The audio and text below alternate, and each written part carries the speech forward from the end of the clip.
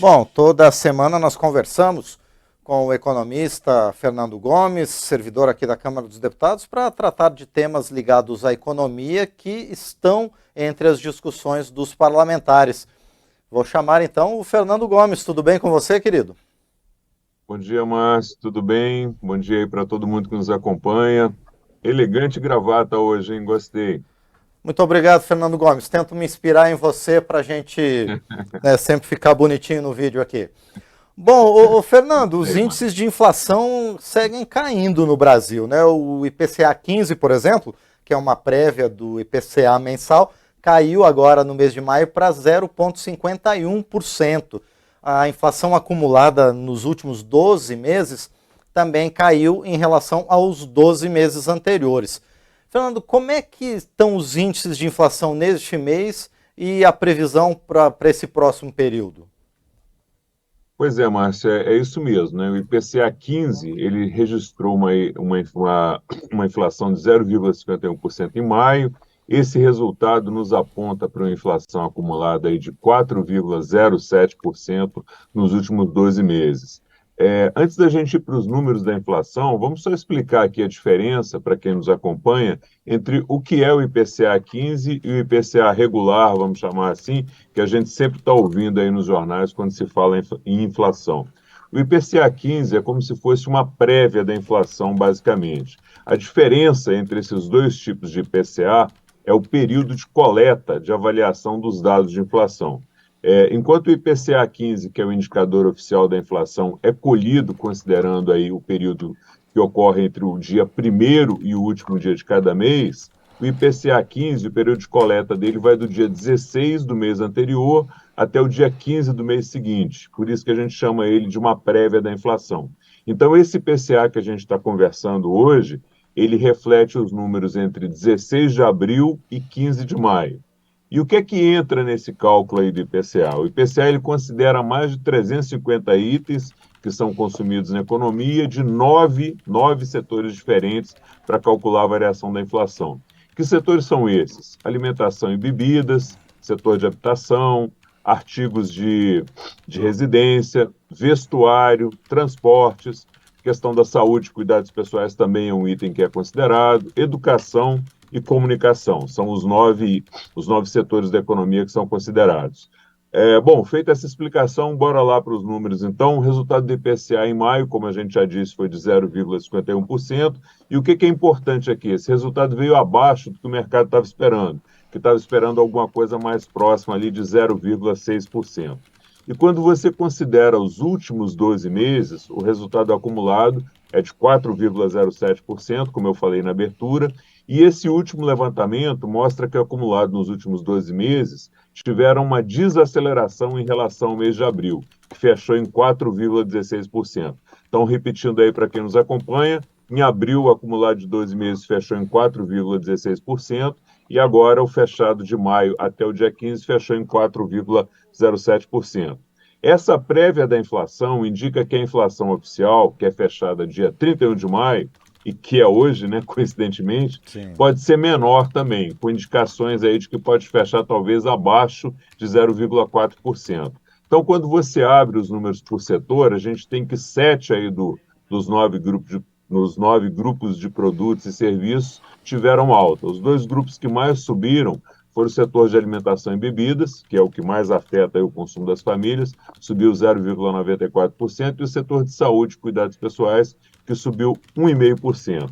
Agora, Márcio, para a gente afirmar com certeza que está havendo uma desaceleração da inflação oficial, que é a medida pelo IPCA, que a gente que fecha hoje, a gente vai ter que esperar pela divulgação do IPCA, que fechado hoje, que vai ser divulgado pelo IBGE nos próximos dias. A expectativa no mercado é grande que, com mais um mês de desaceleração da inflação, com a aprovação do novo regime fiscal aqui na Câmara, que o Banco Central possa pelo menos indicar aí na próxima reunião do Copom que os juros podem começar a cair. Outro dado importante que tem que ser observado é que o próprio mercado já está reduzindo as suas projeções para a inflação. O relatório Focus, que foi divulgado segunda passada, anteontem, ele mostra a previsão de inflação para esse ano de 5,71%. Sim. contra uma previsão maior de 6,05% que foi feita um mês atrás. Então, o mercado vem reajustando para baixo as expectativas de inflação dele. Se você pegar 2024, a previsão atualizada do mercado é de 4,13% de inflação, contra uma previsão de 4,18% que foi feita um mês atrás. Ou seja, as previsões do mercado estão melhorando tanto para 2023 como para 2024. E lembrando aqui para fechar que a meta de inflação para 2023 é de uma inflação de 3,25%. Aí, se você considerar a margem de tolerância de 1,5% para mais ou para menos, o teto da meta, considerando essa margem de tolerância, fica sendo 4,75% em 2023. E para 2024, o centro da meta é 3%, também com margem de tolerância de 1,5% para cima ou para baixo. Então, para 2024, nós temos um teto da meta de 4,5%. Então, relembrando, 2023, centro da meta 3,25%, teto da meta 4,75%. 2024, centro da meta 3%, teto da meta 4,5%. Esse é o cenário, Márcio. Ô, Fernando, agora liga aí a sua bola de cristal, a sua tabela Excel e diz pra gente, com todas essas projeções, a gente pode esperar que na próxima reunião do Comitê de Política Econômica do Banco Central, a gente já pode esperar uma redução na taxa básica de juros? Pois é, Márcio.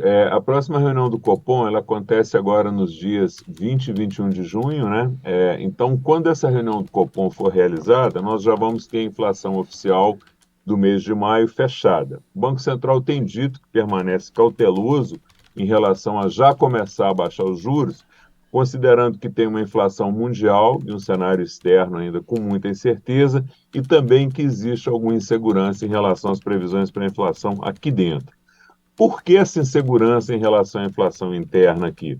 Quando começarem a deixar de ser considerados no acumulado de 12 meses da inflação, os meses de julho, agosto e setembro de 2022, que foram aqueles meses que tiveram deflação, ou seja, que houve queda nos preços e não alta, por causa principalmente das desonerações tributárias que foram feitas pelo governo sobre combustíveis e energia elétrica, os números tendem a piorar um pouco. Então, como houve deflação nesses meses, quando eles saírem da conta dos últimos 12 meses, deve dar uma piorada no índice. Mas, mesmo assim, o mercado está projetando uma desaceleração da inflação, como a gente comentou antes. Sim. Então, é razoável pensar que, em se confirmando esse cenário de uma desaceleração da inflação em maio, somada à aprovação do arcabouço fiscal aqui na Câmara, e com o próprio mercado financeiro sinalizando uma tendência de queda da inflação em relação a avaliações anteriores, pode ser, volto a dizer aqui, pode ser que o Banco Central fique mais confortável,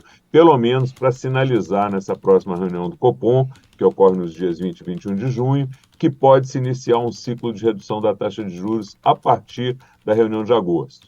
Então, o cenário que eu vejo aqui na minha bolinha de cristal, como você brincou aí, é o seguinte: sai o IPCA fechado em maio, confirma a tendência de queda da inflação, Banco Central faz a reunião de junho, mantém a Selic em 13,75% em junho, mas já sinaliza no comunicado e na ata da reunião que a partir da próxima reunião, de agosto, pode ter início o movimento de queda dos juros, que aí pode ser de 0,25% ou até de 0,5%. Então, bora acompanhar e ver se eu acerto essa previsão aqui. E mais um fator que pode ajudar a expectativa que pode ajudar o Banco Central, é a expectativa do texto final da reforma tributária ser aprovado no primeiro semestre aqui na Câmara.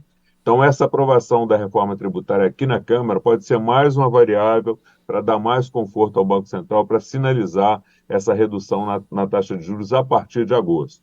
Sempre bom a gente lembrar, para finalizar aqui, que os juros brasileiros estão no maior nível dos últimos 6 anos. Então, nos últimos 6 anos, a gente não teve uma taxa maior que 13,75 e também que são os juros reais mais altos do mundo. Lembrando, conforme a gente já disse aqui, que a taxa de juros real é quando você desconta a inflação da taxa de juros nominal da economia, da nossa Selic. Então, a taxa de juros hoje está em 13,75%, inflação acumulada em 12 meses, um pouco mais de 4%, o que dá uma taxa de juros real aí de 9,5% mais ou menos. Então é isso, Márcio. Vamos ver se eu acerto essa minha previsão aí de que o Banco Central, na próxima reunião, vai só sinalizar que cai os juros e que efetivamente os juros possam cair a partir da reunião de agosto.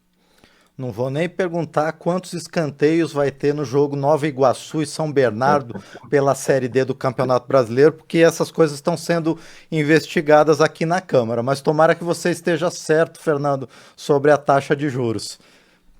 Aliás, tomara que eu esteja errado, né? Tomara que o Banco Central já resolva baixar na próxima reunião. Mas eu Tomara que sim, mas acredito que uma não. sinalização já vai animar mais o mercado e o Ah, setor produtivo, não é? com certeza. E Pois é. a sinalização para o mercado financeiro, para a bolsa e tal, quando há sinalização, ela tem um reflexo, às vezes, até maior do que quando ocorre efetivamente a ação, né? Então, na sinalização de que vai haver a redução, já vai haver uma melhora significativa aí de indicadores, de bolsa, de todos esses índices macroeconômicos.